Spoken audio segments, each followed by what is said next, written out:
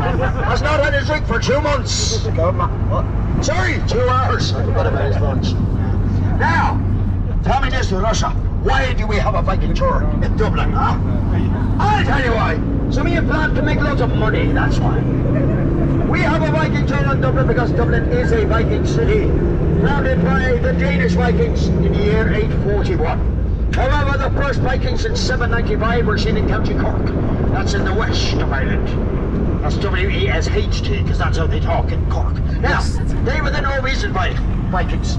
In the Irish language, we call them on Fingal. Finn meaning fair or blonde, and Gal meaning foreigner or stranger. That's why we have a county Fingal in the north side of Dublin, named after the Norwegians.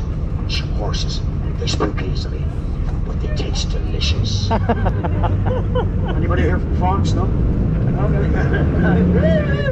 Oh, Belgium is slow business. Now, the Swedish, what did they do? They did nothing. They stayed at home in Sweden and they invented IKEA.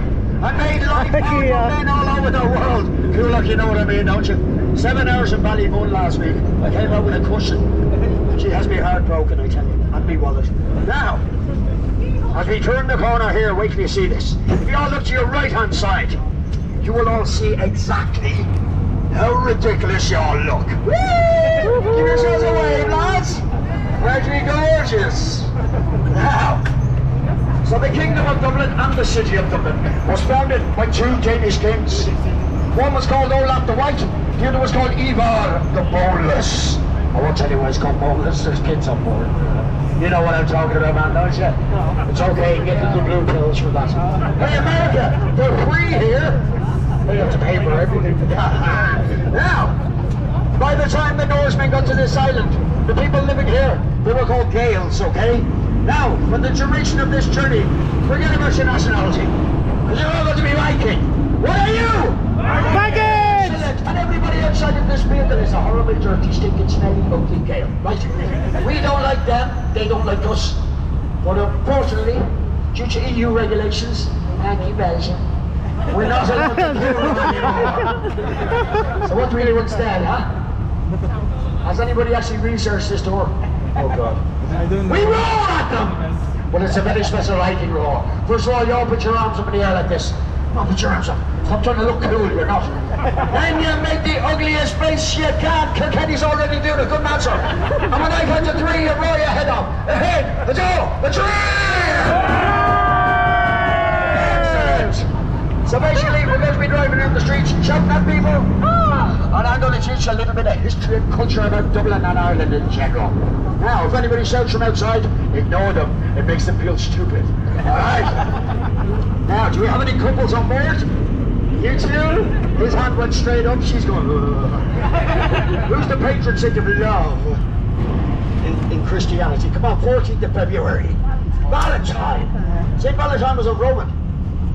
He was executed by the Caesar because he used to perform secret marriages amongst the garrisons of Roman soldiers, which had been banned, so he was executed. However, he is buried in Dublin, and his heart is on display in a church round the corner called Whitefriars Street Church. For some reason, the Vatican in Rome insists on sending body parts to Ireland to keep in our churches. We have no idea why, but we've got thousands of them. You never know what you're going to get. Could be a foot. Could be a kidney, but his heart is in there. Did you know he was also the patron saint of bees? Yeah, that's why you call her honey. That's why she calls you sweetheart. So they both make me sick. Now, there's the Salvation Army building. That's where Vlad lives. Glad you left your window open again, I told you. Now, we're going to turn onto George's Street, named after King George IV of England. We still have a lot of British names on our streets, you see, as they were here for so bloody long. Now, over there's Lidl, thank you Germany. Woo. Now, that's where you got me skiing there, it's great. Pulls apart halfway down the beach. Now, beneath George's Street runs an old river, and this is how Dublin got its name. In modern times, we call the river that flows beneath the streets of Dublin on the south side, the River Poddle. However, back in the 800s and 900s, it flowed above ground. It was our main river, and it met with the River Liffey, where Dublin Castle now stands. And the Norse Gaels, or the Irish Vikings, in our language, they called it Dublin, which later became Dublin. Dublin meaning black, and Lynn meaning pool. So the direct translation of Dublin into the English language is actually Blackpool. But we had ours before the Brits, right? Now, the city is also known as Ballya. You'll notice a lot of towns in Ireland, they begin with the word Bal or Bally. It comes from the Irish word Ballya, which means homeland or town. So Ballya means the town of the Hurdle Fjord. The Hurdle Fjord was actually a different settlement a little bit further west, but the two of them came together to create the county and the city of Dublin. Now, let's go find some tourists to shout at. I hate tourists. Not you guys. You did pay, didn't you? Okay, so, right. Oh, I spoke with St. Valentine. Who's the patron saint of Ireland? You should know. Patron saint of Ireland. Saint Patrick. Bono. Saint Patrick. Where was St. Patrick from? Was he Irish? No. Where was he from? Wales. Yes, he was Welsh. Correct. His original name was Malach. He was taken as a slave when he was 16 years old by an Ulster king called Niall of the Nine Hostages. That's where the O'Neill family get their name. And he was brought to Ireland. Then he grew up, he went to Rome, he became a bishop, and he returned to pagan Ireland. And with him he brought Christianity. And ruined the party for everybody. That's when our troubles began. They're still celebrating. How are you, Da? That's my father. But he follows me around, so beeping at me. How's it going? You good? You're looking at us. You feel like you're in a zoo. How's it going, lad? You good? Fair play to you. They're very smiley teeth. He's either American or he speaks Turkey. These lads ready. Point at us. 1, 2, 3! Hey! A little bit louder, lads. It's Friday. We're going for heart attacks today. Yesterday, I gave 2 old ladies a stroke. But enough about me personal life. Right. I'll take that, Mr. Man. Gonna head out to Dame Street. So poor because there used to be a dam there between the River Pottle and the River Liffey. Single pile! Idiots. Now, come on, lads. Don't be silly. Tourists. Oblivious. Now, none more oblivious than the Spanish students. Is there a doorway we can all stand in and annoy everybody? Now, we're going to head on to Dame Street and we're going to head to the highest point of Dublin city centre. The highest point of Dublin is called High Street. That's clever, High Street. I wonder who came up with that one. It's the Brits. The George. Now, and behind those buildings straight ahead of us is Temple Bar. Now, for anybody from outside of Ireland, if you want Famous to know for real Irish drinking. people, Temple real Bar. Irish culture, stay Yes, out of a lot of Temple Bar. times. My previous boss wants to go there all the time. He don't drink. They will rip you off. He's Irish. Harry Always Kelly. prices Irish wages. Doesn't work out, does it?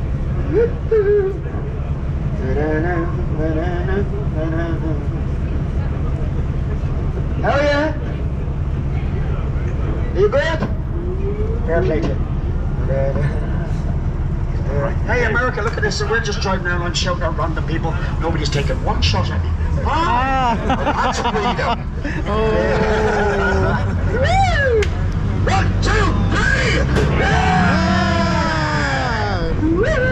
So this is James Street. This is now the main banking district of Dublin. There's a lot of banks on this street and a lot of bankers too. I said bankers, good heck, stop that. Now, to the left of this bank is Dublin Castle. That's where the original Blackpool lay. And it was also the seat of British rule in Ireland for over 700 years. Ooh. Now. Hey, stop taking pictures, there's children on board. That's illegal. You weirdo. I know what you're up to. Hide the children, call the guards. You priest. Now, so in here's Dublin Castle. And all these lads in this square, they're all on their phones there, because that's where you get the real Wi-Fi. Cheapskates. Now, at the top of this hill is a beautiful Norman cathedral. It was built between 1160 and 1180. However, it is called Christ Church, but it was not the first church to stand there called Christ Church. In In the year 1031, a Danish Viking king of Dublin called King Cedric Silkenbeard, he built a magnificent wooden church there. He was a Viking, but he was also a Christian. Most Vikings have become Christian by the late 800s in order to obtain political power and land. It was part of their peace treaties. And that's how Christianity spread throughout Scandinavia, into Eastern Europe, and into Russia. Now, this beautiful cathedral up here, Christchurch, this was built by a man called Richard de Clare, better known in this country as Irish people. Lads, you learned this in first class. Shut up. You okay? Do you want an ambulance? Oh, it's himself. How are you, sir? That was a Brazilian that lives in Holland and had no English. What a waste of money, huh? Now, Richard de Clare is known as Strongbow. They kind of used to that now, all the marshals and all that stuff. Now, Strongbow was the first Anglo-Norman ever to set foot on Irish soil, and it all went downhill from there. We still keep his body in Christchurch, to the toilets. And behind those buildings there is Bishamble Street. That's where we get the English word shambles from. Shambles. There's also a shambles in the city of York in Northern England. I'll tell you why in a few minutes. Now, but there used to be a theatre down there, and in 1731, there was a very famous piece of music performed there for the very first time. It was written by a man named Handel. What was it called? Handel's Messiah. Good man, sir. Give us a few bars there. Come on. Come on, I go with you. Ready? Hallelujah. Everybody. Hallelujah. Hallelujah. Hallelujah. Hallelujah. Hello, Jerry. Don't have tours like this in Brussels, no? Woo! How's it going, lads? Now. Da-da-da. Oh, it's Friday. How's it going? Oh, will you look at that? The life of Riley, huh? Fair play to you, lads. Oh, I'm thirsty. You're not drinking Guinness out of a can, are you? That's blasphemy. Don't you dare. Oh, good man, good man. Now, we're going to head into the centre of the Kingdom of Dublin. Now, the Kingdom of Dublin in the 800s and 900s, it was not just this city, it was the whole east coast of Ireland. It contained the Isle of Man, the west coast of Scotland, the old kingdom known as Dalriada, all of the Scottish Islands, and also the city of York in northern England. For over 300 years, the largest Viking settlement outside of Scandinavia, until Iceland was founded. Larger than the Danelaw in England, larger than any in Europe, larger than Novgorod in Russia, and larger than Kiev in Ukraine, both of which were founded by the Swedish Vikings. The Swedish went east, the Norwegians and Danish, they went west. And when we get around the corner here under the archway, on the left-hand side, you'll see a wonderful medieval exhibition. It's called Dublinia. If you're into medieval history, it is a fantastic place to visit. And you'll notice in the window there's a wee Viking ship, a longboat.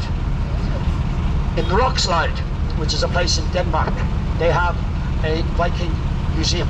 And there are 5 ships that were excavated in Denmark. Yeah, and the second largest of which is called in the English language, the Stallion of Glendalough. Glendalough is a forested area in County Wicklow, just south of Dublin.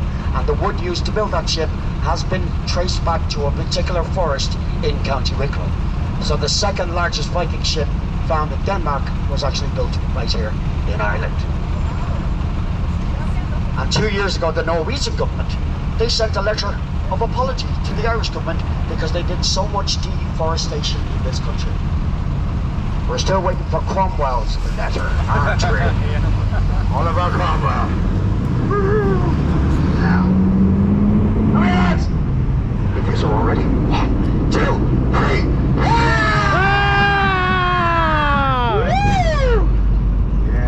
And ahead of us is a load of traffic. Brilliant. Whose idea was it to book a tour at 4 o'clock on a Friday? That's because Kilkenny City is about the size of my garden. City. So Dublin is there, and over here was the centre of the kingdom. Hello, lads. What's the crack? Give a roll. 1, 2, 3. He's expecting it. Those tour guides hate me. Now, down here on your left-hand side, Wood King. Between 1972 and 1981, we excavated several sites here. and we discovered almost 2 million artifacts of Danish Viking origin. And those artifacts can be seen in Dublinia and the National Museum of Ireland. However, after that, our government, in their wisdom, gave planning permission for these buildings to be built. There was great protest, 20,000 man marched, but the building still went ahead. Thank you very much, Mr. Haughey. If you don't know who Charles Haughey was, he was one of our Taoiseachs. Taoiseach is the Irish word for a Prime Minister, but the direct translation of Taoiseach from Irish to English, it means thief. Sorry, chief! Chief. And Charles Haughey was like a cross between Boris Johnson and Stalin. Right! Lads, we're going to head on to the north side of Dublin. I don't know what you've heard, but hold on to your wallets. You see the four courts on the left-hand side, beautiful building, as we cross the bridge. They built the courts on the north side of the city, purely for convenience. I just get a Darge from Cabarrett. And there's a Lewis from Talon. They love that. And we're going to cross over the River Liffey. Now, the River Liffey is 184 kilometers long. For those of you from the United States, metric system, lads, come on, will you? Keep up with the rest of the world. It's only you and the Brits. Unbelievable. It's about 106 miles, something like that. And it goes to a place called Ramwood in County Wicklow. Now, in the Irish language, we call Wicklow Helmonton, which means Montan's Church. Montan was the son of Niall of the Nine Hostages, the man who brought St. Patrick from Wales to Ireland. So the county's named after him. However, in English we say Wicklow, and Wicklow comes from two Old Norse words, Viking, lay, which literally means Viking meadow. So we have County Wicklow, County Fingal, Donegal, which means port of the foreigners, Limerick, Cork, Waterford, Wexford, Dublin, Carlingford, Strangford, in County Kildare, Leasley, which is Old Norse for salmon leap, North Dublin Howth, Old Norse for headland or peninsula, County Fingal, Skerries, Old Norse for rocky place, and also in North Dublin, Balgoyle, Ballyaduncoil, the town of dark strangers, or the town of the Danish. There's literally thousands of them all over the island. Grand Canal. Grand Canal. Grand Canal. 1, 2, 3!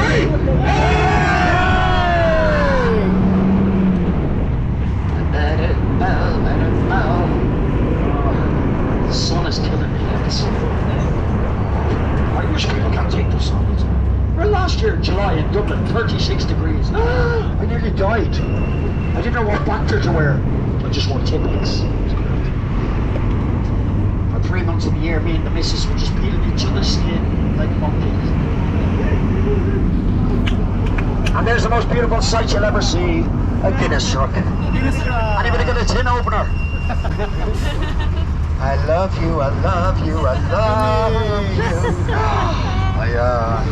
Gorgeous. It's my last tour, lads. I can smell it. Now, in 1999, the Irish government, they held a worldwide competition. They wanted to build something spectacular to celebrate the coming of the millennium. Now, entries came in from all over the world. However, the Irish government, after about 6 months, they chose an Irish entry. Something to be proud of, they said. They said it would be a testament to Irish design and engineering.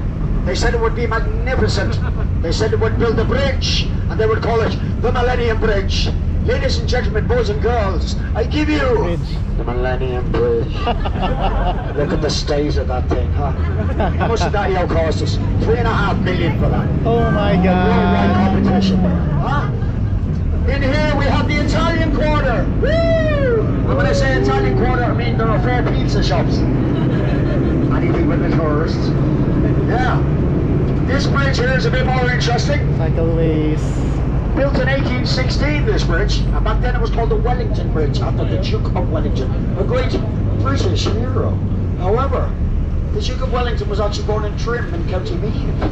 He was not British, he was just a traitor. Now, this bridge is now commonly known as the Halfpenny Bridge. For 100 years, between 1816 and 1916, you had to pay a toll of 1/2 penny to cross this bridge. To the north side, it was a tenner to go back to the south side. Ta-da. I know what she's looking for. Hey! That's the north side boardwalk there. That's it's a local chemist. You know what I mean.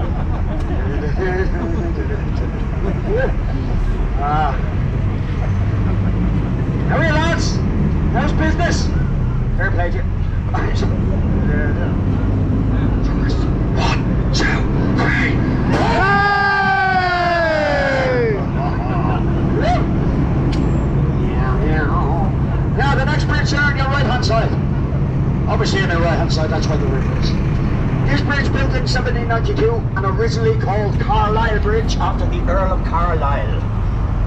And there's a lot of buses in front of it now, but you will see it as we pass. It is now named after that man there, Mr. Daniel O'Connell.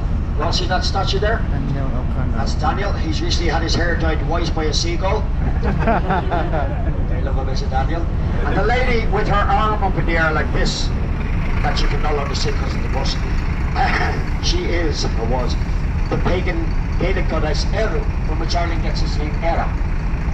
She is one of the three sister goddesses of the Tuatha De Danann. Tuatha De Danann means the tribe of the goddess Dana. The goddess Dana was a Persian goddess, and DNA recently has proved that the Neolithic farmers that came here and built places like Newgrange came here from the Middle East. And if you look down O'Connell Street, this monument right in the middle of O'Connell Street is called the Spire, or as we call it in Spire, the pin yeah. in the bin, the stiletto in the ghetto, or the nail in the pail. Now, that was also built to celebrate the millennium. However, because it was built by Irish people, it was not finished until 2003. The Polish lads had the right jetted. Now, we've no idea what that joke is, do we? I've been waiting for it to take off. How much did that cost us? Huh? 5 million. Did we need it? No. Oh, look, there he is. The Lewis. Lewis is the Irish word for speed. Look at it go. Yeah. Daniel O'Connell, why was he famous? In this country he's known as the Great Liberator. The British government had introduced a series of penal laws to Ireland, which meant Catholics were not allowed to vote, not allowed to own land, not allowed to be educated, either at home or abroad, and their churches were not allowed to be made of stone. Daniel O'Connell, he repealed the last of the penal laws without firing one single bullet. And this building over here, on the left-hand side, the Customs House of Dublin. Built between 1781 and 1791 by an Irish man called James Ganlon. You notice in the building bullet holes, shell markings. This building only took 10 years to complete, but it was almost destroyed during the Irish Civil War in 1922. They did a great job. This is where my friend Right, Mike get works. serious for a second. Yeah. You look to your right-hand side down this key. You come across a beautiful sculpture, a very important sculpture, and a somewhat harrowing image to some. And this sculpture here is dedicated to the people of Anachrismor. Anachrismor means the Great Hunger. They are the people who made the transatlantic journey to Canada and North America. They are the people who could afford to leave. In the 1841 census, Ireland's population was 8.1 million. By 1849, Ireland's population was under 4.5 million through starvation and emigration. Ireland is the only country in the world whose population is still lower than it was 200 years ago. Only last year did we once again reach 5 million people. Oh, only 5 million people here?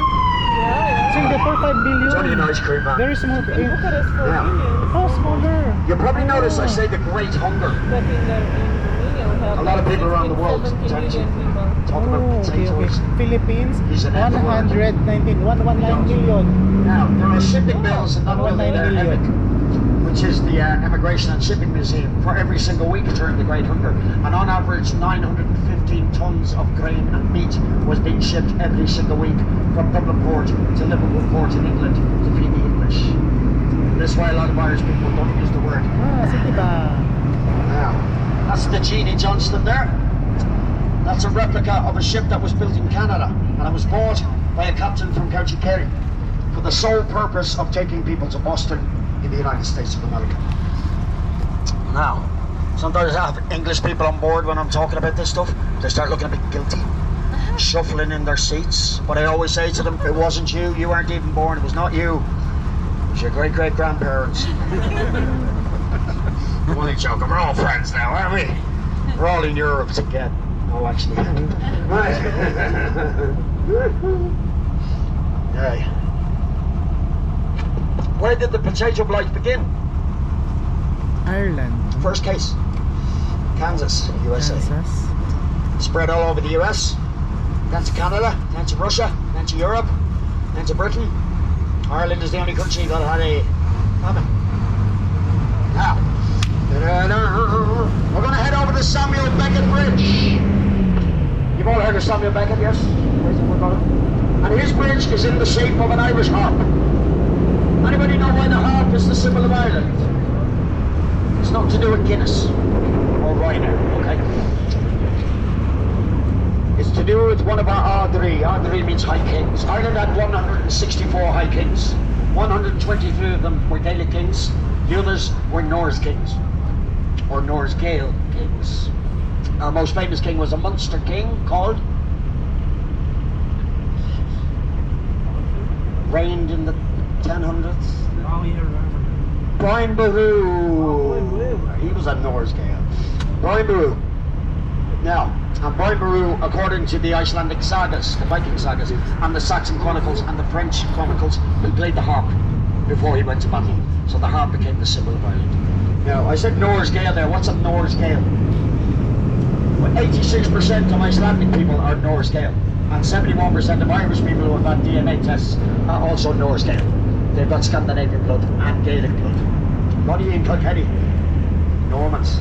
Now, you can tell you're Norse Gael by your DNA, and also sometimes by your name. So, my name is Anderson. Do I need to explain that one to anybody? No, it's with an E. Now, I'm William Gagal. Anderson with the E. When you speak Irish, lads? Well, I wouldn't expect you to Kilkenny, but Waterford, come on. Although the Waterford dialect, I wouldn't understand it. Our word for Scandinavian or Viking is Lochlanach. So the Irish name McLaughlin means son of Viking. O'Loughlin, descendant of Viking. Doyle, the most common name in Dublin and Wicklow, simply translates to Danish. MacAuliffe, son of Olaf. Higgins simply means Viking. And the most Irish name you could possibly think of, Murphy. In our language, Murchu, which simply means descendants of the sea warriors. So genetically speaking, we're the same as Icelandic people. Oh. The harp, of course, was on our original Irish flag. Anybody tell me the official wall colour of Ireland? Green. Green, blue. Good man, sir. He got one right. Well done. It's called azure blue. Sometimes called Gaelic blue. It's the same blue that's on the Scottish flag, and our original flag was a blue flag with the golden harp of Brian Boru, and it still flies over the President's Mansion or some Lutheran. Now, if there's one thing we miss about the Brits, it's their architecture, isn't it? I mean, look at our buildings. This one's falling over here.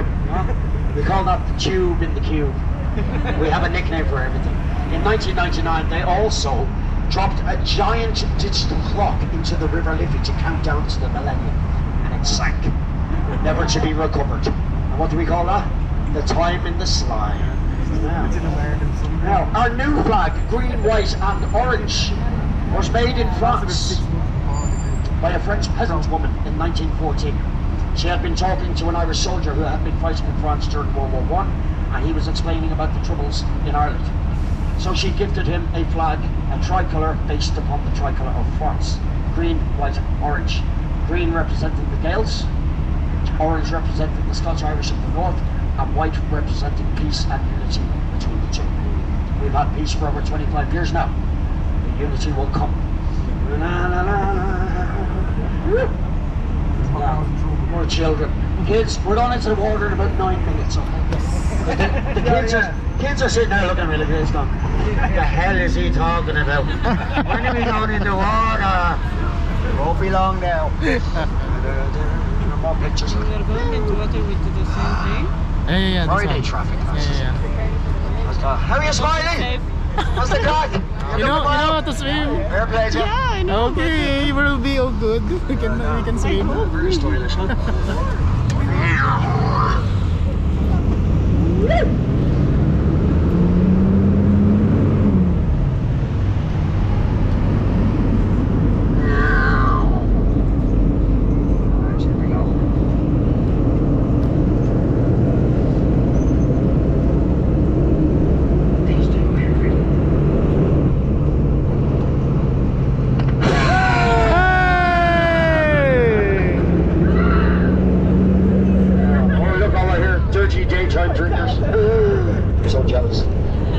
That's my sixth tour of my throat today.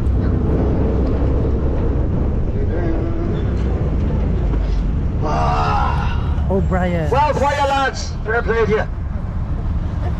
Can you stick a Guinness on for me? I'll be back in 20 minutes.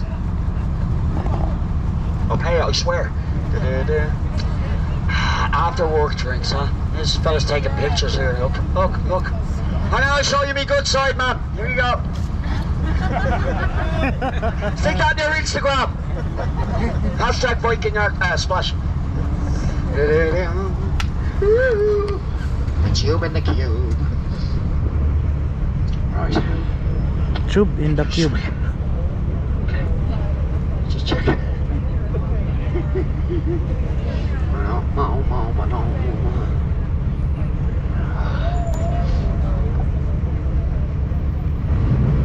we go. The lads are all. 1, 2, 3! Hey!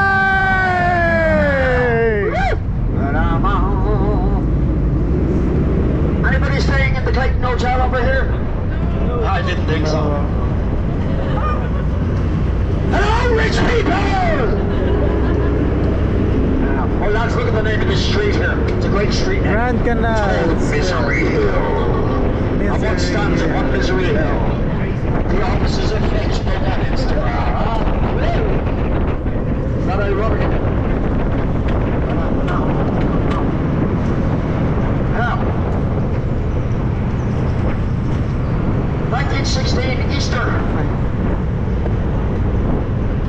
Under 3,000 Irish men and women, 800 women to be exact, took up arms against an empire. Now, this street here was originally called Great Brunswick Street, but there was a man born upon this street at number 75, and he grew up to be a great leader, a great thinker, a good writer, a rebel and a martyr of the 1916 rebellion. His name was Patrick Pierce, and he was born on this street. And he used to teach in that school right there, St. Andrews. Built in 1895, I know that because it says it on the front.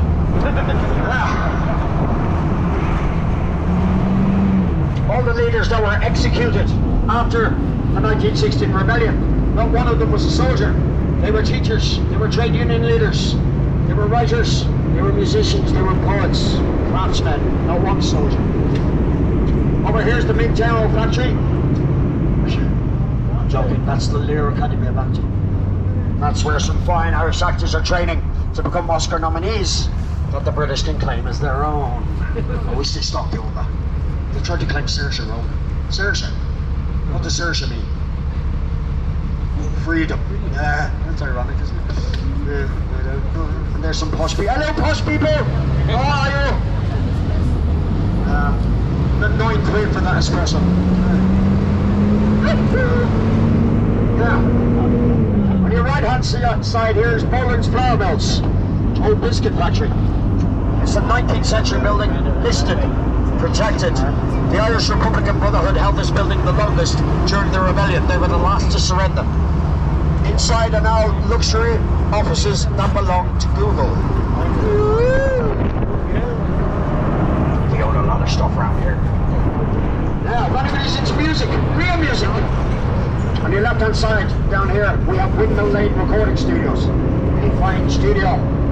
Great tour in there. Once owned by U2, also used by people like David Bowie, the Rolling Stones, AC/DC, last week Bruce Springsteen, Lady Gaga, Kate Bush, David Gilmour, Sinead O'Connor, Clannad, the Cranberries, me. Fantastic stuff. Right. Are we ready?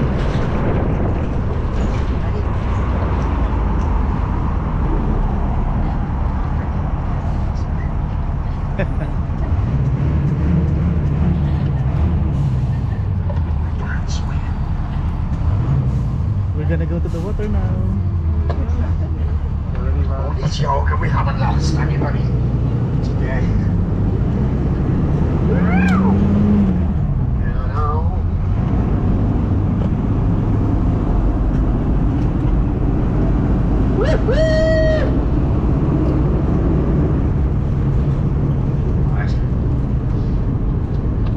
Last one, lad. Oh, Mercedes. Straight in. Keep that.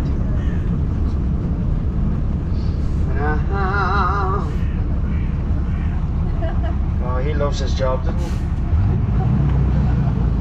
Community service. Alright, are you ready, lads? Yeah!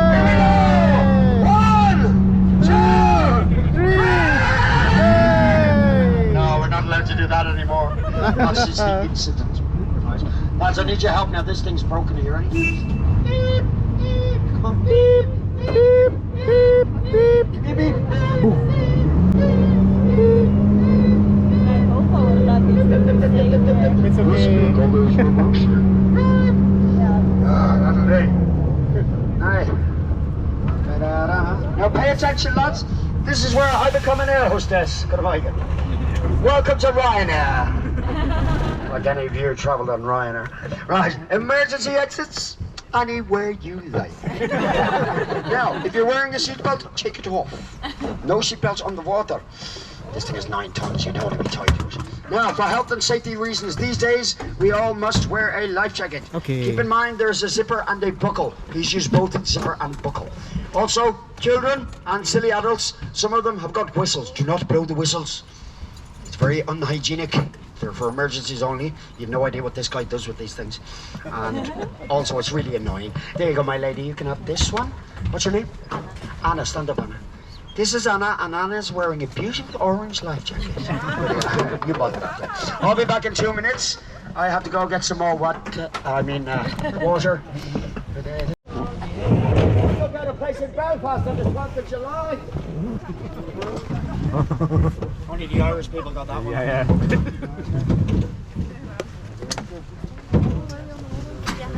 About 20 minutes. Yeah, we go to Liverpool.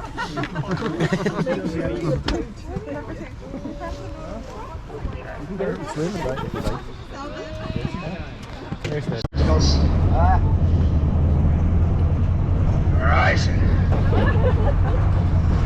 Ready? Oh, hang on, lads. In nomine Padre, Filii, Spiritus Sancti. Amen. Right. We good to go? Here we go!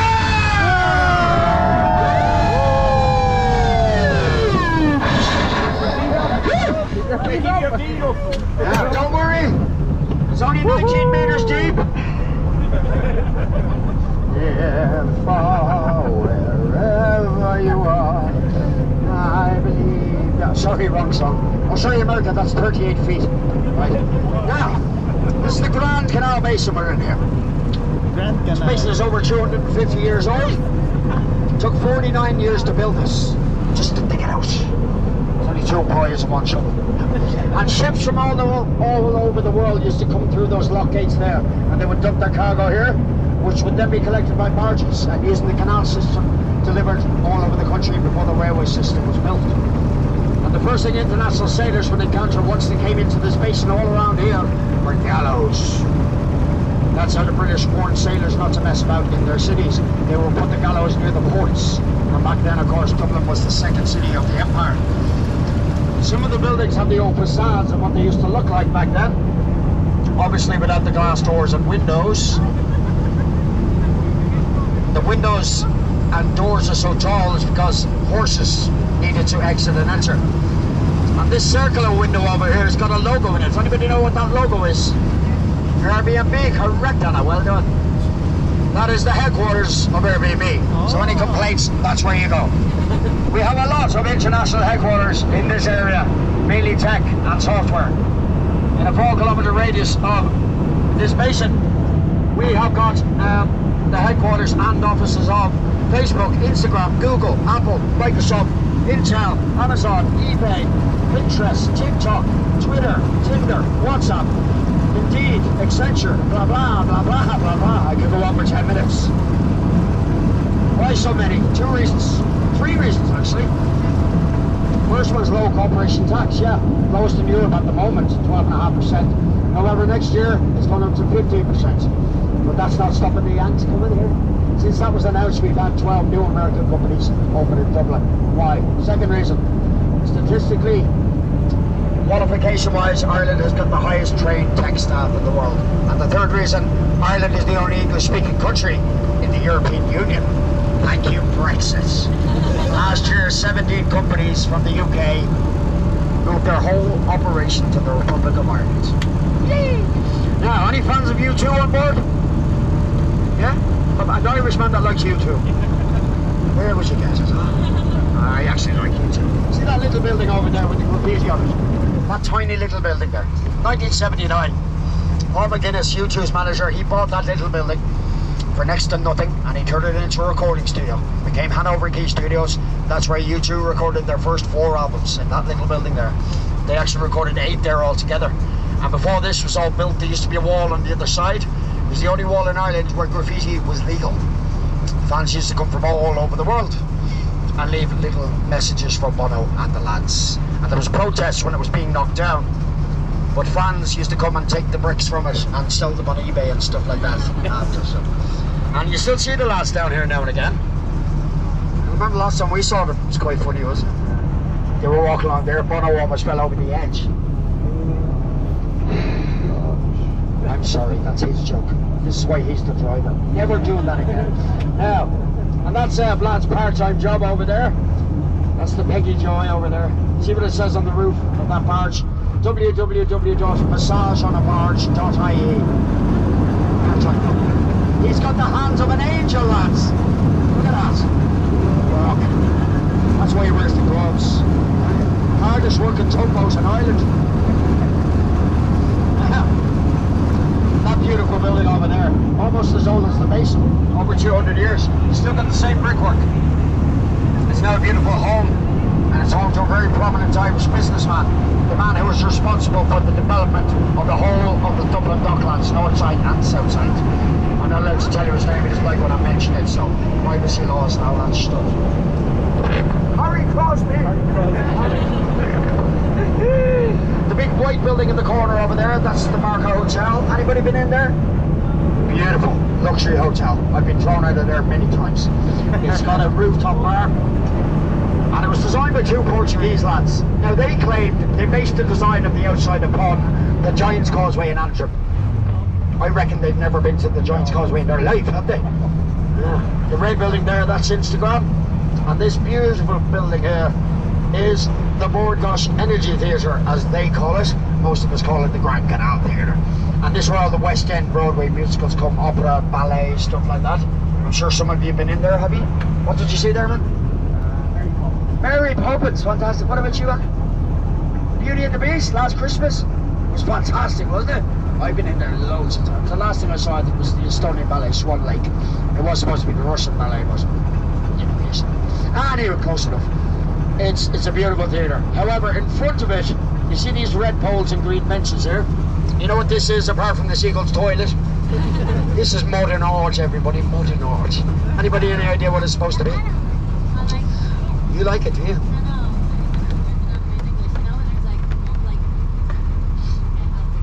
Googling. Okay, I'll get back to you, Anna. Now, an American artist, she was from New York, her name was Martha Schwartz.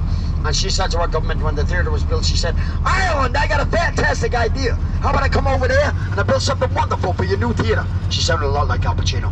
And our government said, grand, come on over, Martha. Here's a blank check, love. What do you have in mind? She said, I'm going to build you an urban forest. That's what she left us with. 38 red poles, yeah. Trees, eh? Yeah. Reeds. No, urban forest. That's what she said. And the green benches are supposed to be grass. You see? Now, how's it going, lads? Woo! Every day, sir. It's lovely. Hello! How are you? Hey, missus! He was here with somebody else yesterday. A young one. Check his phone, they were taking selfies. I planted the seed, she'll be checking the phone later. Now, the big brown building over there, that's the international headquarters of Google there.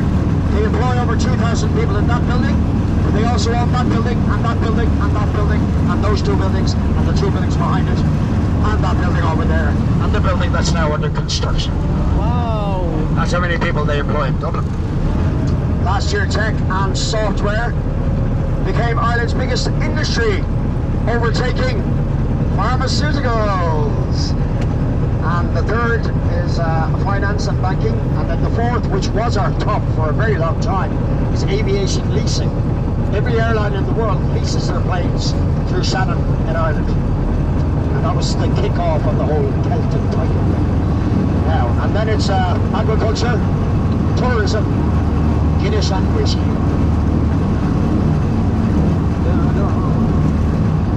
Where's the word whiskey come from? the Irish word for water is ishka, and the Irish word for whiskey is ishkavaha, which literally translates to the water of life. And it is spelled W-H-I-S-K-E-Y, no matter what Scottish people tell you, okay? We should know, we invented it. What does the word Scot mean? Scot comes from the Latin word scoti, and scoti is how the Romans referred to Irish people. So Scotland literally translates to land of the Irish. And the first country to be called Scotland by the Romans was this country. We were Scotland Major, and Scotland, as we know it now, was Scotland Minor. Scotland is the only country Irish people ever colonised. Gave the Ottoman a good go as well. This place has really changed since I was a kid. Oh, I used to swim down here. It was awful. It was like slime. You're not allowed to swim in here anymore. It's actually illegal now, okay? So if anybody falls overboard, no swimming. You hear me? Get arrested. You can't swim, but you can't fish. That's biting, perch and stuff. So it's obviously it's fresh water. So it's not from the sea, and it's not from the River Liffey. The River Liffey is actually part of the sea. Most of Dublin is reclaimed land. It's salt water. It's tidal. That's why the Liffey is empty sometimes. And you get that beautiful Dublin smell. Just basically Guinness hops. This water here comes all the way from the west. It's all from the Shannon.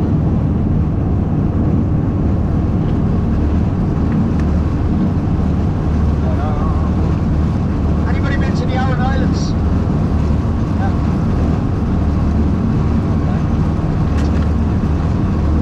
You have, yeah. You'd be too young to remember this stuff. When I was a kid, I used to be sent out to a whale hunt every summer. A whale hunt is an Irish-speaking part of Ireland. Now, first and foremost, for anybody from outside of Ireland, our language is called Irish, okay?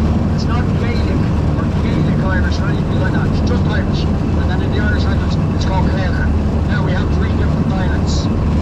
Ulster Irish from the north, which I speak, and then in the west, we have Connacht Irish, in the south, Munster Irish, and Waterford has this weird thing, and nobody can talk. How are you lads?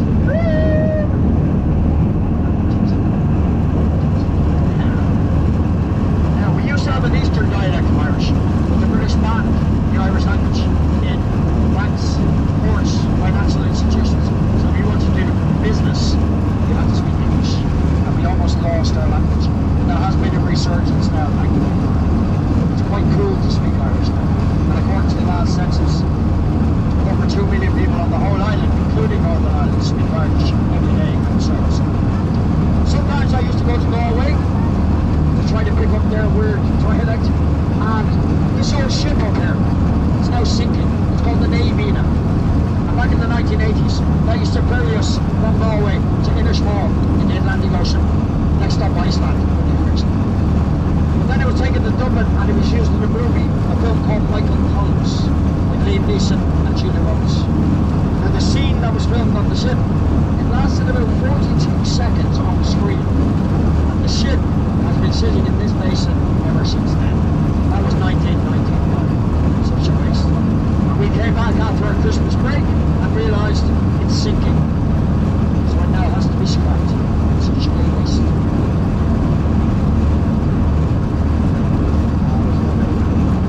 This whole area came into being pretty much because of one building.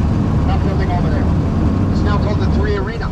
Before that it was the O2, before that the Point Depot, and before that it was a disused old railway terminal. And the man who owns that house down there, Mr. Crosby, he bought it very cheaply. He turned it into a rock and a pump mill, and that's how he made his money.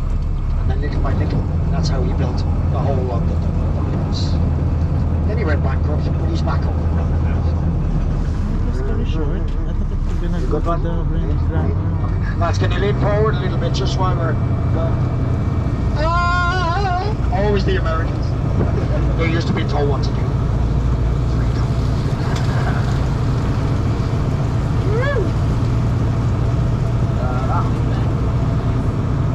Alright, so lads, you can start taking off your life jackets. Please don't hang them over the sides until the lads have the flotation devices off. This vehicle does blow without them, and we did so very well for about 16, 17 years. Back on, please. Come on, babe. Yes, my lady. Yours always falls off. You know how much I care about that. Loads. Just try it, it's bad. Really funny. He's a great driver. Now, he's got 2 licenses. Don't you? A dog license and a television license. I'm only joking. Nobody has a television license in Ireland. I think I bought 1 stamp in 1986. Now, Pia Kulmach. I don't know why I'm talking Irish to him. He's Russian too. No, we didn't fall in. We reversed over a swamp. So, but it was Christmas, so woo! Fed about 10 of us. It was gorgeous. Have you ever eaten swan, Anna? Have you? Oh, it's lovely. It's like fishy chicken. All the vegans on Dublin this. I'm only joking. We're not allowed to eat swans in this country, are we? Why? Who owns our swans? King. The king, yeah. Well, not really. There's an old Commonwealth law. Now, Ireland used to be in the British Commonwealth, but we left in 1936. But there's still an old law that was never repealed that says the reigning British monarch owns Ireland's swans, and Canada's swans, and Australia's swans, and even New Zealand's black swans. But it's just one of those nonsense laws. And they can't really police it, can they? Let them try, huh? I heard Queen Elizabeth had 2 a day. That's what kept her going, 96 years old. That's the secret. Swan meat. Guarantee. Poor old Liz. Now, have you noticed? Vlad is sitting on the wrong side of the vehicle for Ireland. What's that about? It's the wrong side of the vehicle anyway. It's more logical to drive on the left. That's proven. I'm not going to get into the psychology of it, but anyway. Now, that's because this is an American vehicle. This is Odin and Freya. They are both our oldest. Anybody any idea how old this is? What do you reckon? 60? Almost. 80. It's not an auction, lads. It is 80, yeah. It will be 81 years old this year. Wow. This vehicle here was built in 1942 in Michigan in the USA. There was 22,000 of these amphibious landing vehicles built by the Americans for various wars and conflicts, because we all know they love wars and conflicts, don't they? Now, we have got 7 of them. 5 of them we used in Vietnam and Korea. But Odin and Freya, they were both used in World War II, and are both actually certified D-Day landing vehicles. So this vehicle was actually on the beaches of Normandy. And we have not changed much about them at all. Obviously we had to change the engine. It used to be petrol. We changed the colour, we put this piece up with the roof, and we changed the driver. But he was in Vietnam. That's where we learned that massage technique. And guess what, ladies? Every single one of these vehicles built in the US in the 40s was built solely and exclusively by women. There you go, recognise her? Rosie the Riveter. Isn't that fantastic? And you can tell they were built by women, can't you? You can tell they were built by women. Because they keep going. They keep going. On and on and on. Dude, they've got 7 mirrors with no idea why. They're prone to the odd breakdown, you know. Now, don't be getting offended now. We don't do offended in Ireland, do we? Yes. No. We do banter. We do crack. No, not crack, Anna. It's a different word. C-R-A-I-C. It's the Irish word for fun, sort of. A joyous mood. How are you? What are you having? Hot? Lovely. How is it? I let him know. Fantastic. Now, as we head across this intersection here, if you have a quick look to your left-hand side, you see the Aviva Stadium. The Aviva Stadium is where we play the national foreign games, soccer and rugby. Now, that's where we beat everybody at rugby. Now, rugby is kind of the good version of American football. No padding or anything like that. Why is it called football? You kicked it once. And there's an ad every 2 minutes. It's very strange. Now, so the Aviva's over here. Woo! 1, 2, 3. Hey! There's a game on tonight. Fantastic. Now, woo! Beggar's Bush Barracks.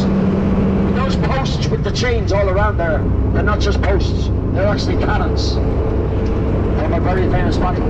They were taken from French ships after the Battle of Trafalgar.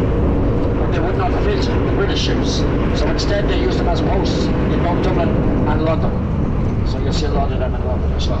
Now that building, obviously it is no longer a barracks. It is now the National Print Museum. Anybody been in there? Yeah, I had never been in there. It's been open for quite some time. But I was invited to do the tour last Tuesday. So we could talk about it on this tour and other walking tours that I did. And seriously, lads, I have to say, the National Print Museum, it was probably the most boring hour of me. This is an easy pay. I'm only joking this one. So our largest stadium is on the north side of the city. It's called Croke Park. It's the third largest sports stadium in Europe, and that's where we played the Gaelic games. Gaelic football, hurling, camogie, which is just the female version of hurling, handball, and rounders. Rounders is where you guys got baseball from. It's pretty much the same game, and it's been played in Ireland and Britain for over 1,000 years. Now hurling, have you seen hurling? Yeah. Hurling is our national sport. You haven't seen it. It's 3,000 years old. It's the fastest game played on grass ever, anywhere. It's played, Kilkenny, you'll love this. It's played with an axe-shaped stick about this length, made of ash wood if it's a good one, and a ball as hard as a rock called the slither. It's like a cross between field hockey, lacrosse, and murder. It's the best game in the world, isn't it? Kilkenny have the best team in the country. No matter if they win or not, they still have the best team in the country. Dubliners are terrible at hurling. We all have a hurley, but we don't all play hurling. It's not like soccer where you get kicked in the ankle and fall over. Oh, referee. It's the reason my nose is this shape, actually. 7 times. Woo! Now, we're going to head up the Grand Canal. Let's go, buddy. Good to see you. He gives me coffee every day. I love it. Now, the Grand Canal here was built by the Guinness family. The whole thing, all the way to the west and down to Dublin Port. It was a faster way for them to get their kegs exported all over the world. Now, the Guinness brewery in Dublin no longer exports anywhere except the United Kingdom. Does anybody know where the majority of the world gets their Guinness? Nigeria, good man, sir. Excellent. You're not a Smittix man, no? Nigeria, yeah. The US and Canada, you get yours from Mexico. There's also a large brewery in Jamaica, but that's just for the Jamaicans, because the most consumed Guinness in the world is in Jamaica. Now,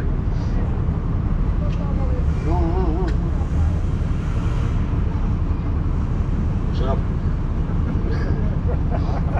When we get up onto the bridge here, if you look to your left-hand side into the canal, you'll see wee narrow paths, little narrow paths, and they used to run all the way up to the Guinness brewery. And children as young as 6 years old were employed to lead the horses that drag the barges all the way down to the port. How old are you? You could still get a job. What about you? You'd be retired. Yeah. But the kids were given one instruction before they left, and that was, lads, stay on the straight and narrow. And that's where that term comes from. Stay on the straight and narrow path. Now, this is Georgian Dublin here. Most of the houses built within the reign of King George IV. So these houses were built in the 1740s. Beautiful. Now, the United Kingdom, of course, has got some beautiful, stunning Georgian and Victorian buildings. However, the ones in Ireland are a little bit more original. Why is that? It's because Ireland is a neutral country. During World War II, all the original steel railings, the steel balconies, even the gates of Buckingham Palace were ripped down, melted down to be used as ammunition. Because Ireland is neutral, ours were left exactly as they were built in the 1700s and 1800s. We were so neutral in World War II, we didn't even call it World War II. What was our title for World War II? The emergency, yeah. It was an emergency, we couldn't get tea. It was touch and go there for a while, and I tell you, no tea. Yeah. Let's go. 1, 2, 3. Hey! Obviously German.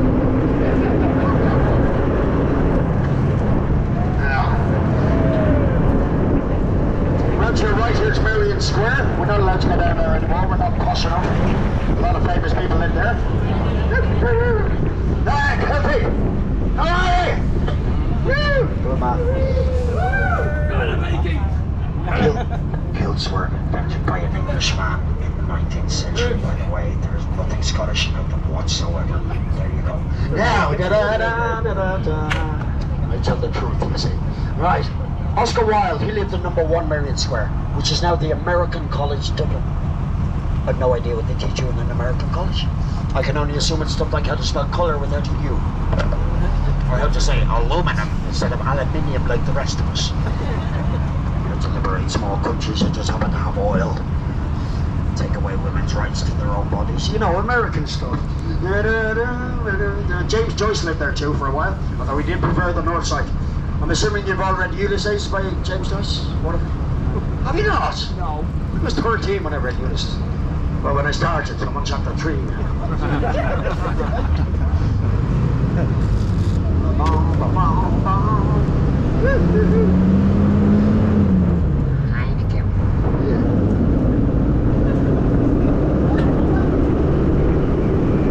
See why a lot of them have got balconies. The balconies aren't part of the original house. They weren't placed there until much later. And they were placed there by the Anglo-Irish aristocrats who owned the houses, the descendants of English and Scottish lords. And they were put there for one reason, the visit of Queen Victoria to Dublin. And as Victoria passed by in a horse and carriage, the Anglo-Irish stood at the balconies and they waved Union Jacks. In the newspapers the next day all around Ireland, the headline was, Dubliners wave Union Jacks for Queen, which led to a bit of animosity towards Dubs and a nickname that we still have now. What's that? Jackies. Jacks or Jackies.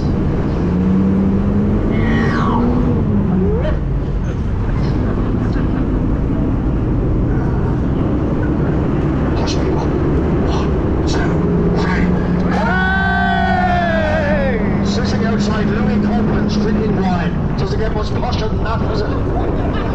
Notice why some of the doors are brightly coloured, some of them are jet black. That is a tradition that hails back to the death of Queen Victoria.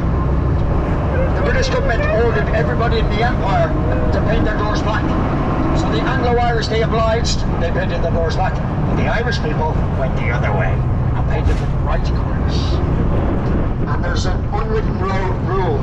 When you buy one of these houses, you do not change the colour of the door. So you will still know who was Anglo-Irish and who wasn't. Now, Leeson Street. England kids on board. There you go.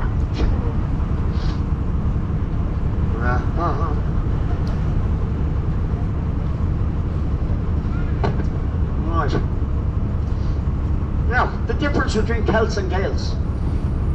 The old theory about the origins of Irish people is that we were the descendants of Celtic tribes of Central Europe. So, Switzerland, Austria, Northern France, Germany, Belgium. But then something happened in the 1980s to change that theory. What was it? DNA. And we realised we had no genetic affinity whatsoever to anybody in Central Europe. And we had no idea where we came from until 2016. In 2015, we found 3 skeletons, Rathlin Island, Belfast. All of them were 3,000 years old, and they had pretty much identical DNA to most modern Irish people.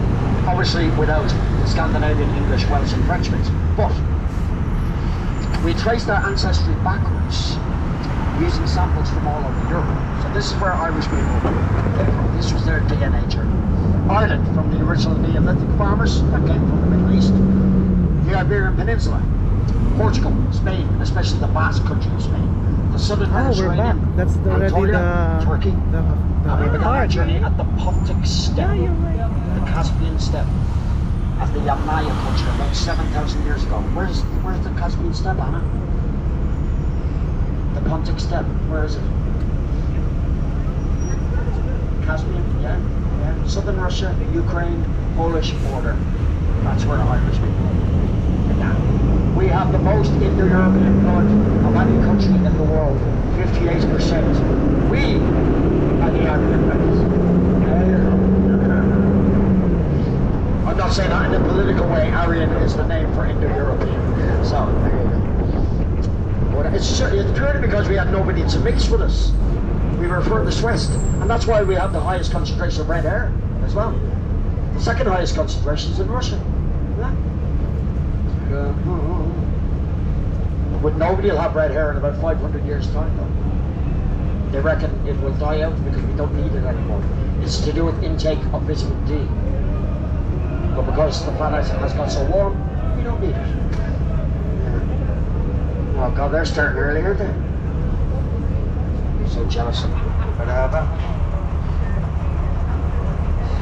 Oh, the traffic wasn't too bad. A couple of weeks ago, though, we had Joe Biden came to visit Ireland. I don't know why it bothered. Probably won't even remember. What is he, 103 now or something? He was staying in the Conrad Hotel, which is unusual. American presidents and European royalty usually stay in the Shelburne Hotel. Anybody staying in the Shelburne? Fair play to you, Kulak. Yeah.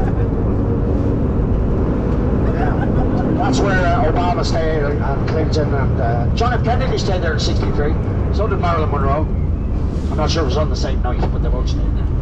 Right. Lads, you've been absolutely wonderful. You're my last tour today. You know what that means? Points. No, you're my best tour today. Give yourselves a round of applause. Brothers. August done. Sorry. And Vlad said you're the best looking tour we've had all day. And the most intelligent. And if you do feel the need to tip, sure, that should be grand. Yeah. Right. Stephen's Green. Have you been for a walk around the Green? Yes. Right up until 1966. Now, this was built in the 1700s. That was a private park. Only residents of the square had a key. And it was designed by the same man who designed Central Park in New York. In 1966, the Guinness family bought this park and they gave it to the people of Ireland. See? Guinness. There's the Shelburne there. You can smell the money, can't you?